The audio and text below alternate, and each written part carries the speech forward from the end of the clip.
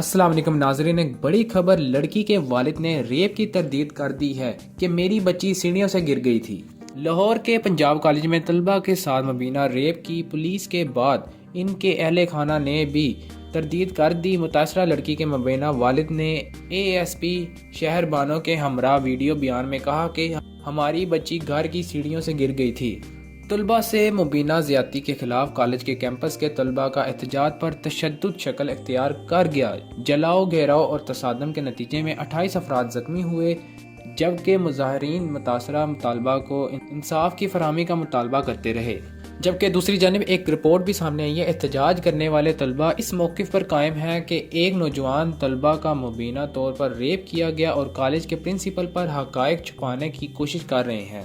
ایک رپورٹ میں یہ بھی کہا ہے کہ عظمیٰ بخاری کا کہنا تھا کہ سوشل میڈیا پر چلنے والی ان خبروں کے بعد حکام نے اس نام کی تمام لڑکیوں کے گھروں میں پوچھ گچھ کی گئی، لیکن ان سب نے اس بات سے انکار کرتے ہوئے کہا کہ ایسا کوئی واقعہ نہیں ہوا۔ اب چلتے ہیں سیکیورٹی گارڈ کے الزامات کی تردید۔ D S G operations Lahore Faisal Kamran نے صحافیوں کے بتایا کہ چند عناصر جان بوجھ کر طلبہ کے ریپ سے متعلق سوشل میڈیا پر غلط معلومات پھیلا کر واقعے کو ہوا دے رہے ہیں۔